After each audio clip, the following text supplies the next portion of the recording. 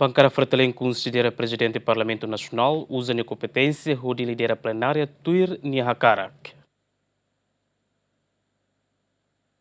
Assunto atau si bancada oposição Fretilin tersane realiza conferência imprensa em sala bancada Fretilin onde qualia conaba lorong internacional direitos humanos nebetui rolos presidente Parlamento Nacional precisa marca reunião plenária ba lorong tambah antes iha governo anterior kadatinan sempre iha reunião especial onde foi importância ba lorong refere. Nune deputado David Dias Simenes Mandati nudar porta-voz considera presidente Parlamento Nacional deputada Fernanda Lai usa nia competência onde lidera Parlamento Tuir Nihakarak. Tabot sira nudar hatene kataku ohine dia 10 de dezembro de 2024.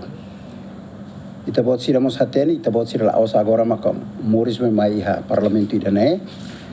Habitualmente uluk sempre iha be plenária solene ida. E se plenária solene ne bancada hutu halu sirnia be declaração política halu referência be lorong ohi. Lorong ohi ne desde dezembro lorong direitos humanos ninia, lorong hak asasi manusia ninia. Ta idane maka ami preocupa. Lolos ita utoto tem que for consideração idane tan saída itania funu ne mos hotu e ita heta apoio husiben comunidade internacional laos tan kilat laos tan ita brani maka aslai tan direitos humanos.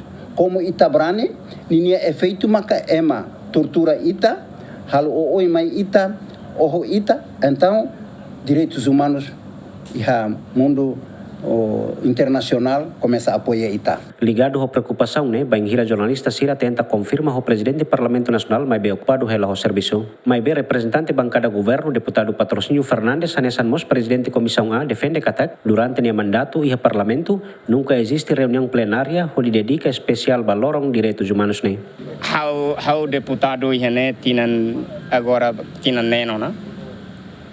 Nabe haumos belefe a justificação cada causidade que resiste cada durante cada tina ne e plenária especial ba direitos humanos. Cari mera coincidência cada dia 10 de dezembro ne mono e segunda que é terça pois a ordem do dia mas que é plenária, mas que depois deputado Sira irida, bancada Sira da Ruma prepara sirenia declaração política ou intervenção Sira ne refere ba lorong idane mas hau nunca hare hau nunca hau tinan hire hene hau nunca hare katak dedica plenária ida especialmente ba lorong